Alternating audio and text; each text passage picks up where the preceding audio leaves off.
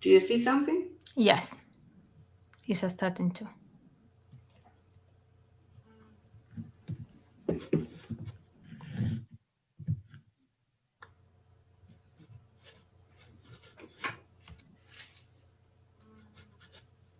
Sorry, something went wrong.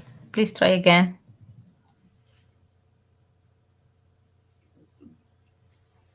What do you think? It's wrong? I don't know. I think we should be okay. Try again. There is a delay. No, now it's fine. Okay. Okay, so welcome to our session. Lucia Juarez and myself, Eleanor Soei-Winkels, are welcoming you on your session for PhD for early career scientists. And we would like to introduce you to a coaching framework so that you can set up yourself for success in your PhD. So granted that you are still doing your PhD, that would be the best session, but I guess that you are also learning something that will help you also as a postdoc or sometimes even as a master student, because the content that I have come across from Dr. Lucia Juarez, is something that during my postings in LinkedIn, I had several ones where I said something about finding the best supervisor and making the best decisions on your career and something like that. And she always said that that is also related to some gears in her coaching system. So without further ado, I would love to give the stage to Lucia, and she will introduce herself and also her coaching framework. So this is her stage. Thank you so much. So the idea today is like, as Eleanor was saying, there are some things that towards LinkedIn and connecting, we can see things in common, the kind of things that is going to help you not just to finish the PhD, but to do anything that you are planning to do after that. I see a lot of PhD students that are worried about what they're going to do next, although sometimes they don't spend much time in planning, but it's in the back of their head, and sometimes they don't allow them to be 100% or in the PhD or planning what comes next. So, as Eleanor was saying, so I'm a doctor myself, so I have my own experience, I have my own struggles. Also, Eleanor always talk about being a mom and a professional. So I became a mom when I was doing my PhD, and that was a big struggle. So there was a lot of things that I needed to put in place in order to finish. It took me longer than I thought that I wanted to. I ended up doing successfully. It was a good PhD. I have like an international recognition for my contribution to knowledge, which is all that we want to do. I also have publications and everything that you really want to do, but with experience. And when I see back, I realize that there are so many things that I could have done better.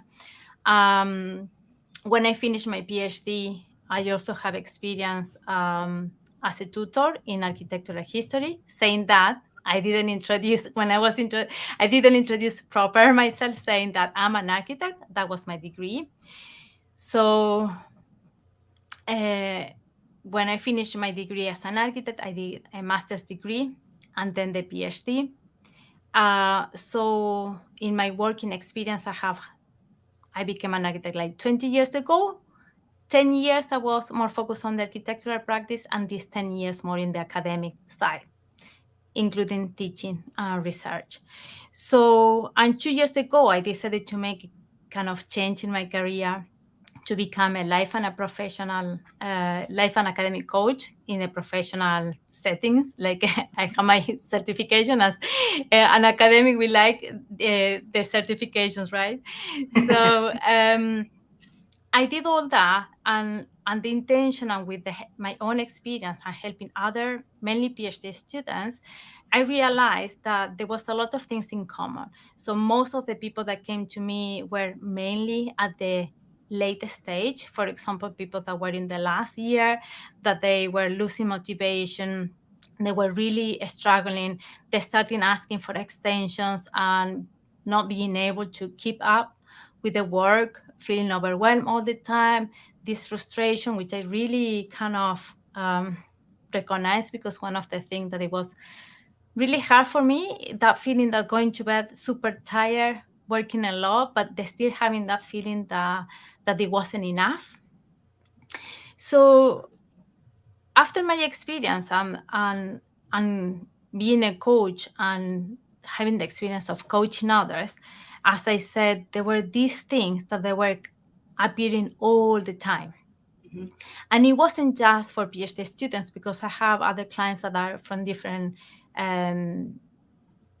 not just PhD students, they might be in a different degree in academia, so researchers or people that are working in a different stage. And these things were in common all the time. So I decided to put that together in a framework that it will be easier to remember as well. And so that's why I call this framework a S.M.A.R.T.P.H.D, because something that keep coming to my mind was this idea of working too hard, but not being smart enough for this. So working smarter rather than harder will be the main message on this. I see in the academic world we tend to work too much, have this idea, sometimes it can be the imposter, or this idea that it's not enough. It was for me, for example, not being enough what I was doing during the day, so I was taking hours from the night. That was affecting my self-care, for example. That would be the S. Self-destructive. Yes. So, and then we have a lot of this idea of feeling guilty. You want to do exercise, but you feel that you cannot afford it. You want to go for a walk, but you cannot. You want to go to the cinema, but you feel guilty because you need to keep working.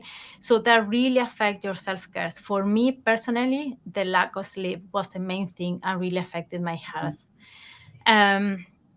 But that is related with the mindset as well, because I think, because of the imposter, or because we don't feel academic enough, we tend to overwork to try to prove that we can do it, we are good enough, and keep doing, but it's never enough.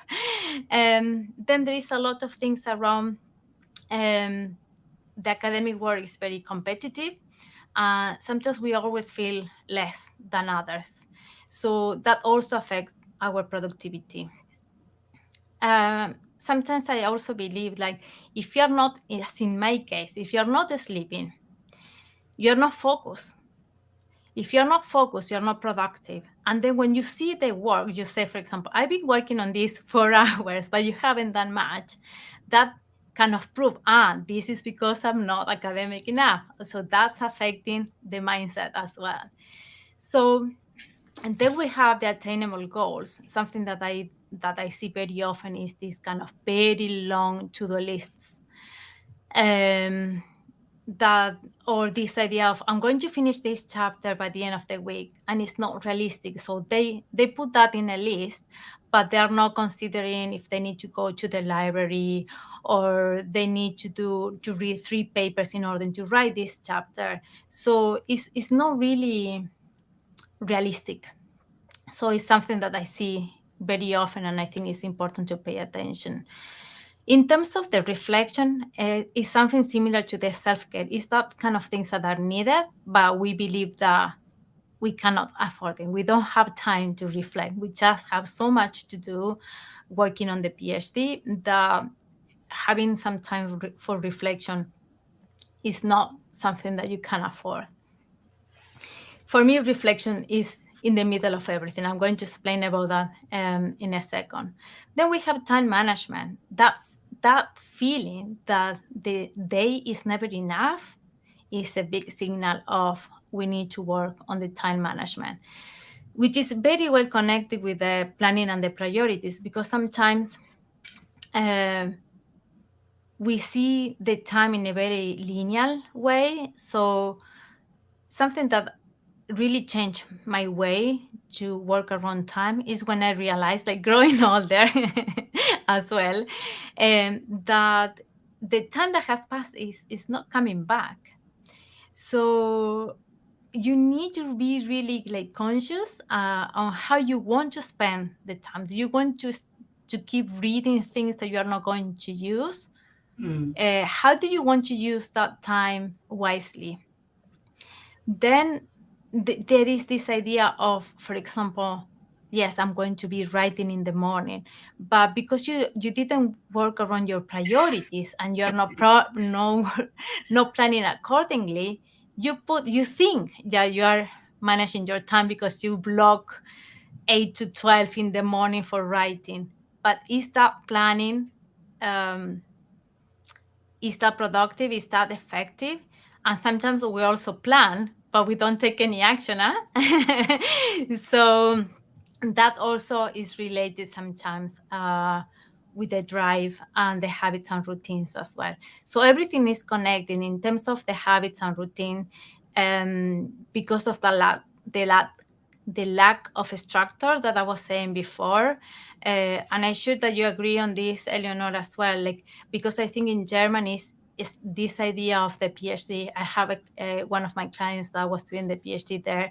It was not a structured PhD, and it was quite messy and very difficult to put things in order and have an structure where this client specifically was very difficult for her to have a clear routine when the day starts and finishes in terms of the PhD. And that also affects sometimes our self-care because we don't sleep, because it's endless. So the PhD never finishes. So you go to bed dreaming of having nightmares about the PhD as well. The drive is the main thing. So um, we usually talk about motivation, but of course the D is for my PhD. So I rename it for the sake of my acronym here. But also I like this idea of movement, of driving, of energy Mhm. bringing to the system, Yeah. because I found that that's a very curious thing. It's like for the to get motivation, sometimes you need like a very good question that you can ask yourself, or you can bring some motivation and energy very quickly, but in the same way it can go. Sometimes the supervisor says something and you feel no, down, and you don't feel energy to work. But all the things has to be also about knowing yourself. That's why for me reflection is very important, because if you know yourself, you will know, for example, in terms of self-care, what would be the main thing that you need to put in place. Yeah, around the mindset, what are the things or your beliefs that are holding you back? What are the goals that are important for you? And I'm sure that Eleanor will have something to say around that, because it's very important towards your career. Um, the time management, the planning and priorities, and the habits and routine has to be in your day-on-day life. So sometimes we talk about PhD journey or PhD life, and it's about our life. It's not just the PhD, it's our life. We have just one life. So you want to make the PhD smart enough that it's not going to go over and taking over your life.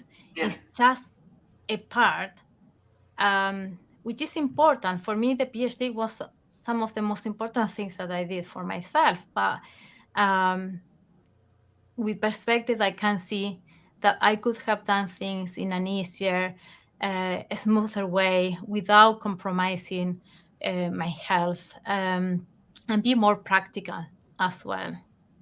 So I usually, I don't know if I can put the other slide. Sure. I can. So sometimes what I do is I use this that I kind of redesign. So some people know the wheel of life, which is a wheel where you kind of rate yourself. Um, so I made this thinking about, if you need to work around one of these gears, thinking that it's a system, you need to put some energy in some of them to start this system kind of work and moving. So some people will need more self-care, or working more around the mindset, or working more around the goals or the reflection of time management. Some people need to put to be more serious about the planning. Priority is a big thing, especially in the last years of the PhD. The habit and routine is something that we leave it for or we don't even realize. But if you are starting your PhD and having a good and healthy habits and routines around how you're going to work on your PhD, you can finish your PhD in time, having energy, trying to avoid burnout, procrastination. So there's some, for me, all these things are key. And when you are seeing the progress, you will keep this motivation more constant. So you will avoid these ups and downs because you are feeling proud about yourself and the how effective you are doing in your work. So when I made this, the idea is like the students can rate themselves, so they can see, for example, from 1 to 10, how is my self-care now? I'm sleeping properly, I'm sleeping how much I need, I'm taking time for my friends, or stay with my, for me it was my first time, I had to now. In terms of the mindset, how are you feeling? Are you feeling you are academic enough in the things that you're doing? There is any self-belief that is holding you back? In terms of the goal, do you have clear goals of what you want to achieve per day, per week, per month, or in the year? That is very important to work around the priorities as well. So your goals and the priorities and the planning and the time management work all together.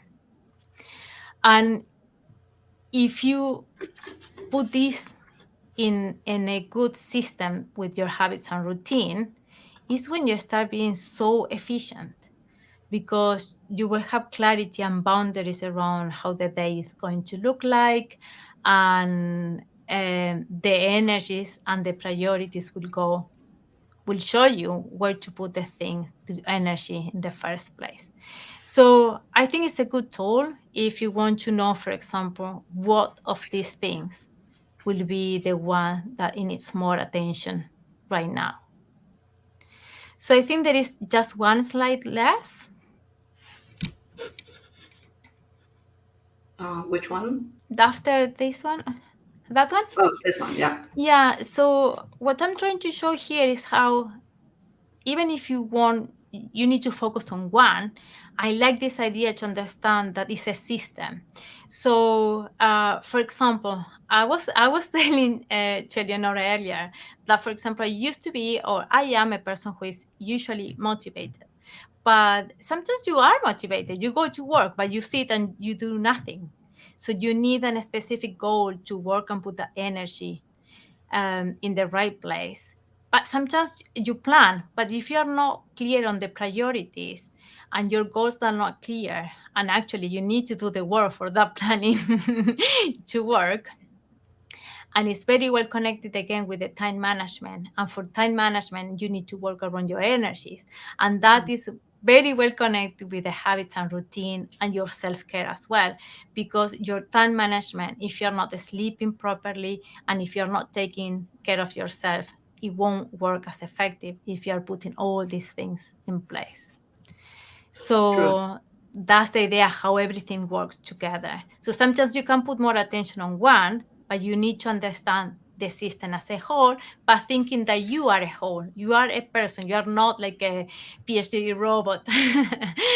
um, so I don't know, Eleanor, if you want to see what I see a lot. Some of my clients that are finishing, most of them, for example, I when they prepare for a job interview, or when they are teaching even, many PhD students, I don't know how it's in Germany, but in the UK it's very common to do some teaching when they're doing the PhD. Yeah. So for these students, using these skills, especially for example time management, priority is a big one when you have so many responsibilities, and also for us as being mom as well. So sometimes the priority are your kids, and that has to be in place. um so I don't know how you can connect this, with this kind of transition to after the PhD. Oh, sure. But before that, I can also have my point of view as a professor who also Yeah, has a that lot would of be nice. master, and also PhD students. So for me, I see people struggling, students struggling when they don't know why they do something, right? So that starts with the motivation, and also with a drive. You say drive, and also with a Yeah. reflection in the terms of why do they pursue that degree. And in terms of a PhD, they must know that it's a year-long undertaking, and Yeah. it's not something that it's very much internally controllable, but instead many of the outputs, the deliverables, the research papers, the publications, and the poster presentations and everything, all of that is externally controlled. And I think that when you are aware of that, you can detach yourself from the PhD project as a work construct and not put your own worth to that. Because otherwise, then when you fail an experiment, or when you fail to publish or get a desk rejection, or a rejection after major revisions or whatever, or you are not allowed to travel to that conference or whatever it is, people have this, they attribute that failure to themselves, which is wrong in the first place. So Yeah. if they reflect and say, okay, this is my work, and my work is something else, and I do the best I can, but I also have boundaries, and within those 24 hours that I have in my day, I need to manage my time because I have other things in my life that are equally or even more important, which is totally fine. And I would expect that also when they are going further in their career, they will become leaders. And you don't want to have a leader who puts everything aside just for the work, because that will be a terrible, toxic leader as well, right? Yeah. So this is a phase in which you qualify to become an expert, at least, or an expert, and beyond that, also a leader, so that you can lead others, younger students, younger bachelor or master students, in their own undertaking of a degree, academic degree. And that means this is your third degree already, right? As a PhD, you have a bachelor, usually you have a master, and you need to learn from your own mistakes. So, sometimes I know my PhD students or my master students also from their previous undergrads.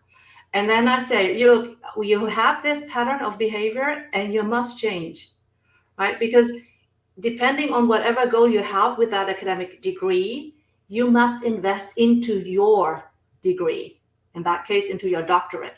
So if you are already in your second year and you say you don't want to stay in academia, which I totally understand. I went out into the business, and also I lead back, right? So I boomerang back. So I love it as a professor. I love my work as a professor, but I also loved my work as somebody outside of Yeah. academia. So I know both words, and in both words, it's totally different. So when what I teach my students in bachelor and master degrees, I tell them, please do not strive for perfectionism. Okay, there is Yeah. no perfect. No one pays for perfectionism. No one pays for perfect, but you've done only just one thing. You need to have many balls in the air, so to speak, and don't let that. You have to decide which is a crystal ball, which is the ball that you can let bump Drop. for a minute, drop, and then it will all be okay, right? You have multiple balls, and this is something that you have to train, and the PhD is a great time to do that. And especially if because we said that, and especially if you are already clear to leap out of science, then it's a matter of getting things done, getting the PhD done. And the PhD you will get regardless whether you have 6 publications or 2 publications, whether it's one Nature or one, I don't even know the impact factor, Yeah. right? So I for think. someone in business, they don't know. They can't compare that. And that means that your imposter syndrome, that you're maybe not good enough, that has no matching The reality. reality, Yeah. because you are probably good enough. But if you think you are not good enough, you will also be not good enough. Do you know what, Eleanor? I think is what I took from you were sharing as well is like sometimes I see students that are at the end and they're worried about what's coming next for them. Mm-hmm. And one of the things that are afraid, and I was around then, it changed a lot for me, but I remember that feeling like I've been working on this topic for 6 years and you feel Yeah. that you cannot do anything else because you're focused on the topic instead of the skills. Yeah. So the idea of the framework and the things that you were explaining as well is that you need to think about yourself as a person, not Mm-hmm. a topic. Yeah. So you were talking about combining the work at university, for example, you do in your business, and for me similar in the sense that I have a new role as a coach at one university and it's very different what I do on my own. But the good thing is like this program is quite new and is preparing people to get a degree while working, which is Mm-hmm. quite new. Mm-hmm. But and they focus the degree around knowledge, skills, and behavior. And you were Mm-hmm. also talking about behavior. So it's not just we in the PhD are very focused about the knowledge, Mm. but it's not the only thing that we need to look at. Is these skills that you're going to take with you anywhere in any, like even if you're open a bakery, Yeah. like you will take these skills that you are doing it. So you need to look at that and that will help you with the transition that you're looking, that you were explaining, because they will know better what are they good at that is not related with the topic. I'm not, sometimes I'm still invited to talk about my research topic, but it's not what I taking from me. To be honest, I forgot so many things about the things Yeah. that I wrote. I mean, I don't even want to read my thesis again. I loved it, but it's like so I think no long. one It's knows. like we don't have time for that now. Right? So things can change so much, but you are so focused on the topic. So I want you to reflect on that knowledge, skills, and the behavior as you as a professional, that it has to do what you were saying, being a leader, working around your mindset, working around your energy and how you want your life to be at the end of the day. Yeah. And also knowledge has a very short half time. Mm, So, and with artificial intelligence all around us and evolving, I think that knowledge is quite ubiquitous and you can get that asking the right questions, but asking the right questions is the skill that will lead you to be successful everywhere. So mm, that's a transferable skill, asking the right questions, analyzing deriving patterns and driving patterns for a hypothesis, and to predict and to check and control the variables so that everything will fall into place and everything. So mm. you need to be able to go forward based on what you have learned, but it's not the content that will pay off. It's more like the resilience that you are Mm. able to see patterns or to create conditions that make things work, Yeah, right? definitely. So yeah, but let's see whether we have questions. I'll check in the LinkedIn and also in the YouTube. Maybe there's any question. I See, cannot see anything on LinkedIn, but no, I don't. But we have 8 people live, yes, so that's yeah. two plus 6 others. So if you Hmm. do have questions, please do ask them. We would be very happy to answer all of these. What I would like to also shout out is that Lucia has a great manual or handbook or workbook, so to speak, for free grabbing or downloading. So if you want it, then you can get that here. I'll put the link in the show notes as well in YouTube after we have finished the going live, but also I will post it as a comment in the LinkedIn live. So Thanks, either Elena. Mm. take a screenshot or you can grab that in the comments later on. And yeah, for me, maybe we go also to your first slide where we had all the gears in there, and maybe I also have the banner with your with the what are the biggest pain points for you at each gear. And I think that um, when I look at it, it's like the reflection is not just once. Okay, so Mm. not only are these interconnected, like a mobile, like a Yes. baby's mobile. So if you push one of them, or if you pull one of them, the others will also be in movement. Yes. But especially the reflection is something that should be done regularly. So not just once towards Yeah. the end of the PhD, but especially essentially at the beginning. Why do I apply for a PhD program? That should be clearly communicated in your PhD interviews and so on and so forth. And I hope that that was the truth for you. So at the beginning, you should have a clear goal, and then it's worth, there's always a honeymoon, right? So once you've decided you're starting, it's a honeymoon, then the next semester is like, oh my God, what What am I made this? doing? So that's the best time for you to reflect.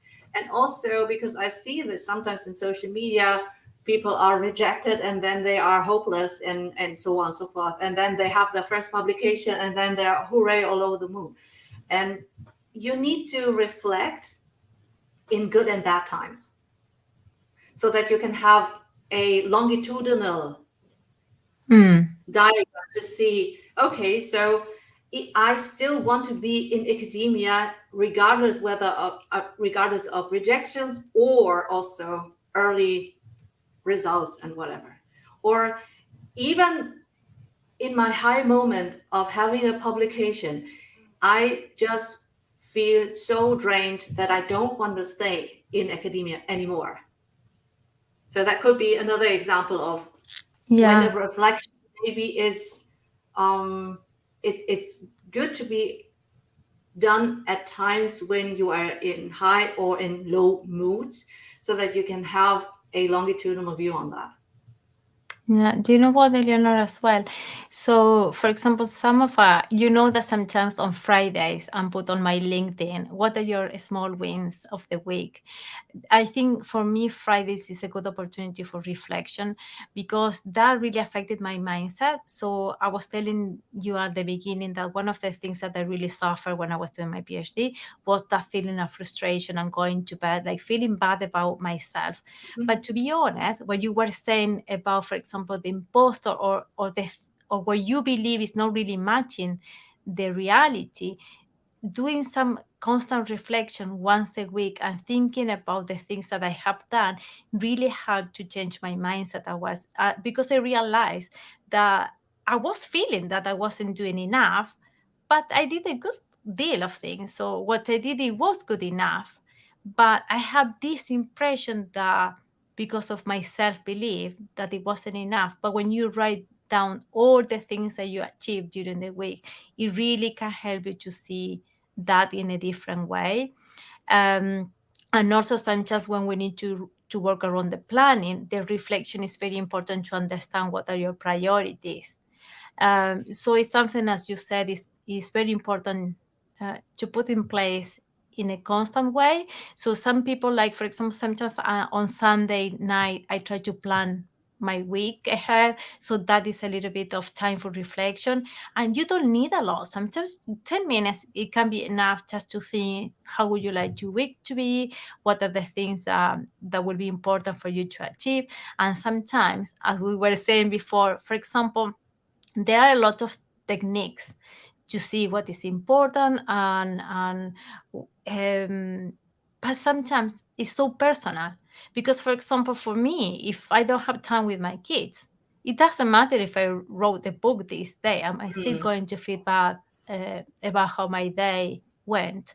So it's something very personal. And saying that, a lot of people in academia compare themselves instead of having this reflection and developing self-awareness around how they are, what they need, how are developing within the PhD or the things that they need after. So I think reflection is very undervalued at some point, but it's so important. Absolutely agreed. I always smile when when people when PhD students tell me that they don't have a life. But the thing is that you need to go out and make friends and spend time to make friends, to bond with other people. I mean, I know a lot of PhD, or I know PhD holders, I know a lot of postdocs and professors who are alone and they don't have anything else in their life, or they have an adult partner but they don't have kids, so they have a lot of spare time, and that spare time they spend at the uni. And I'm like, I don't know, I'm not going on my Saturday or Sunday in the uni. I mean, sorry. I have other things to do and I enjoy my life. And I think that it's a healthier life in the long run, unless you really don't want kids, unless you really don't want a family, unless whatever. So that's the attainable goals that you have to think for yourself. Is that something in my life is that I want to see there, or is that something that I can, I couldn't care less? Then it's okay. I mean, So I was privileged to meet Nobel laureates because of my academic merit. So I was quite good in my PhD. I won international awards, junior researcher awards. So I was once awarded to meet Nobel laureates, and I thought that I felt an imposter syndrome there, because I thought that I will never be able to sacrifice all my life to that goal. I mean, one of them was researching worms for 30 years. And I was like, no way, no way. I don't want to do this. But I just watched them in awe and said, okay, that's great that I met them there. And what I also felt is like, it's your life, not your supervisors. I mean, your supervisor, if you don't have time management in place, your supervisor will probably put his or her agenda on your timeline. And if you don't have any boundaries, no goals, no boundaries, you will probably follow her or his schedule. And that could be good, that could be bad. And depending on whether it's good for you, if you do also like this, then it's fine. But otherwise, you will be very unlucky and also unhappy. And that's why it's so important in the first year to find the right supervisor, and who also is relatable and also approachable in terms of investment of time. Right? Because you said something in the beginning, reading endless papers. I'm like, sometimes when I see the tower of papers, I mean, I was still in the age where I read papers as paper.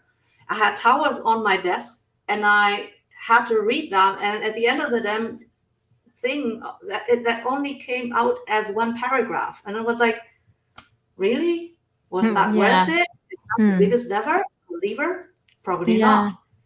And that's why you need to think of what are the goals and how can you achieve them. And sometimes what I also see is side projects. I don't see it here, but I think that's probably within the planning and priorities, right? So sometimes PhD students tell me they don't have time because of and then it turns out that they had taken on side projects. Well, is it a side project of the principal investigator? You should have said no. That's setting the boundaries. Is that your own idea? Well, that's wrong priority setting. And it's related with the self-care as well, because working around your boundaries is very important around. Something that I usually teach my students is when they say to yes to your supervisor, or yes to a friend, or yes to anything that you don't want to do, you are saying no to something that is on your own. So for me, sometimes say yes to a work that it wasn't planned. Maybe it's no to time to spend with my kids, or time to relax, or hours to sleep. So it's always that kind of balance. When we take so much from work, that means that we're taking that time and the energy from somewhere else. Yeah. And just to clarify, because you said twice that you're a mom, and I'm a mom too. It's easier for me as well. It was easier for me by the time that I become a mom to say no, because every yes to everyone else was a no to my kids. And I was like a lioness. I didn't want my kids to, have an impact just because I wasn't able to say yes. But that was my fault. I encourage strongly everyone who is not a parent yet to also say yes to oneself. You don't need to have an excuse to be self-caring. Just because you don't have kids, that doesn't mean that you should be the one in the lab who stays on night shifts for organic chemistry and experiments and everything like that. So especially the labs with living specimens. Right. So I see all the PhD students with the living specimens, they do the night shifts, they do the weekends and everything like that. And it's like, no, it's not fair. Just because some of them are parents, they don't have to do it. And the others, they will do because they didn't say no. Yeah. So what I also teach my PhD students is like, you need to set the boundaries for yourself. And I know it's easier to set boundaries when you have someone attached, but don't do this only when someone is attached. You are worth enough. Do you know what, Elena, when you were explaining all that, I want you to reflect on something as well that is related to the slide, because when I put the study system for success, because we all want success at some point, but what success looks like for you is a big question as well. So that's why it's so important to look at the system and everything that you are doing in the PhD, that maybe what is success for you is not, as you were saying, having, I don't know, so many papers written or a book. Is about having a balance with your family, having some academic life, but also your business life, connect with people, having friends, going out, doing exercise. So what is the success that you are looking for your life? Sometimes we are so focused on the PhD that we leave other things that are important for our success as person. That could be spending time with our partners or with friends or family, or we mentioned kids already, but you were describing some professors, and I know some of them, that is that success for them, that's okay. But if what success is for you is different, you need to put something in place to make sure that you are building that success in a way that is sustainable. Because sometimes we think, I have that feeling. So, the PhD will be 3 years. So I was so focused and I was missing so much. Then it took longer, but at the end, as you say, because I have kids, I needed to, I have other commitments. But again, that success is not just for the PhD. The PhD is part of that, but also what kind of success, how this success looks like for you as person, family, career, and what's the place in the PhD within that. Yeah. And to your point, that also can change, right? So maybe Yes. you fell pregnant within your PhD, and then obviously your goals will change. Yeah. I mean, at least you should question if they are not changing, right? So it's something that That's good. you need to reflect regularly, and you also have to accept that maybe you, in hindsight, had a detour, and then you maybe master out, right? So maybe a PhD is not for you. And I always say that for most of the jobs in business, a master degree is sufficient and a PhD is not needed.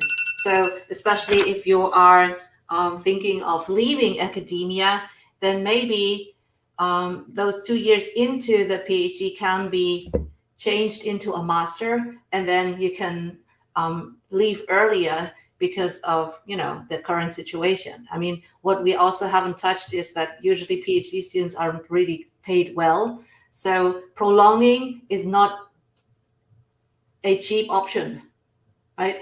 So if you don't take time to plan your life beyond the PhD or after your PhD, then it will cost you a lot of salary that could be attached if you had leaped earlier into business. Yeah. But if you're prolonging that decision, it also is harder for people with a postdoc.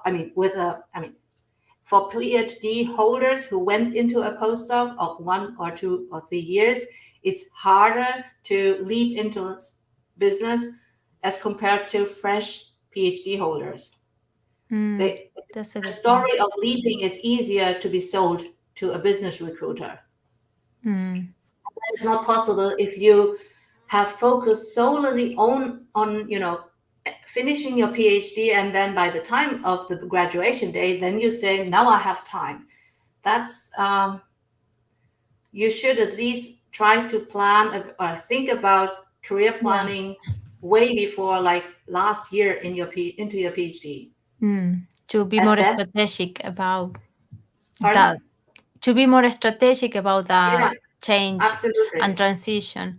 And also, Eleanor, something that you said at the beginning about having the PhD done, and you also mentioned something about perfectionism at the beginning, and I think it's very good to remember that better done than perfect. Yeah. And something that I see a lot as well, that when you're doing the PhD, is everything in your head, but nobody cares about that or your intentions. So what it cares is what you materialize in your thesis, and that needs to be done, as you said. Yeah, and frankly, no one will probably ever read it again, right? So the thesis is just a, a book that is not published in the sense that someone will buy it. The papers, okay, right? So, but then again, from a business perspective, it's just one paper, two papers. Is 10 papers better than 8 papers? They don't know. But 2 papers more in your postdoc years to finish off everything and then to leap will maybe change or maybe reduce your chances to leap into leap into business, right? So you always have to weigh in the opportunity costs. What are the costs and what are the benefits of an academic deliverable? So the Yeah. PhD as a whole, the publications, the poster, the experience, whether you've gone outside of your home country or not, and something like that. So all of these have a cost and a benefit attached to that, and you have to reflect on that based on your attainable goals. All right, let me check where we are here in the comments. If you feel it, if you don't feel comfortable asking your questions, rather private questions in the public space, like in YouTube or in LinkedIn comments, then feel free to reach out to us.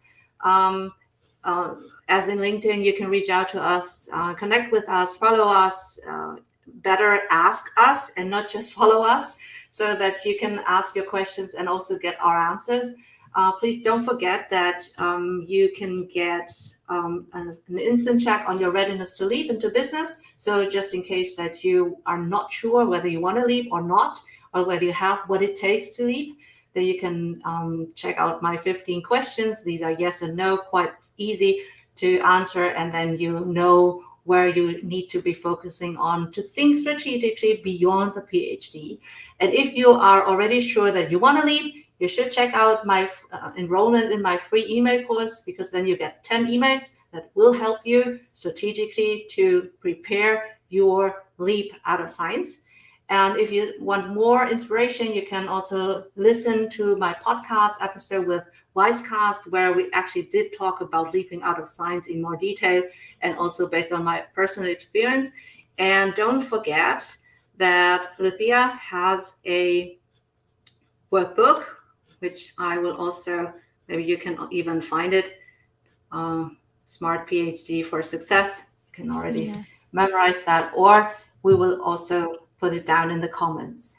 So I'm also organizing this webinar on Thursday that I'm going to explain more in detail the framework, talking more about what are the implications of not doing these kind of things soon rather than later. So if anyone wants to come, I think I put the link somewhere as well. The webinar is called "What if there is an easier and better way to do a PhD?"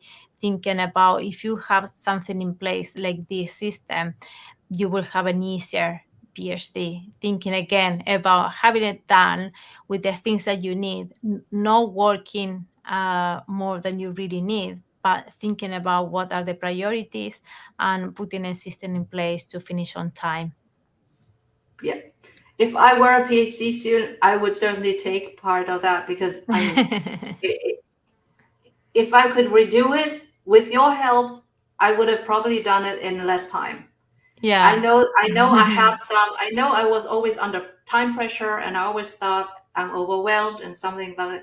But in hindsight, I remember myself sitting there and spending endless time with something that had nothing to do with my PhD, because I was avoiding doing what Yeah. is needed to, Yeah, that is related with the and mindset as well.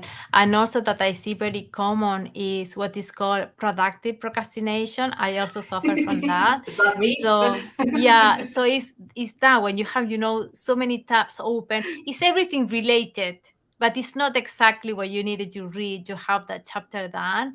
So that goes around you don't feel so guilty because it's related, but you are not using your time wisely.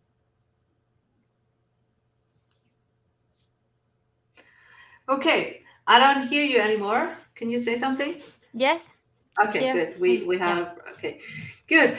So I shall close this session. We thank you for your attention, even if Thank you you so catch us much. on the replay. Yeah. It was my pleasure to introduce Lucia Juarez to my community of early career scientists. You know that I'm a professor, but I'm also invested in helping other PhD students who want to make the leap. And there's nothing bad in business. It's the people who make bad business. If you're a good person, you will also be able to thrive according to your values. You're not a sellout. You're not a bad person. That can be a prejudice, that can be a misconception, so that you don't want to leap there. But essentially, I've seen bad people also in academia. So please check out whatever is in your future. There is more than academia. And so have a great evening. Bye bye. Bye.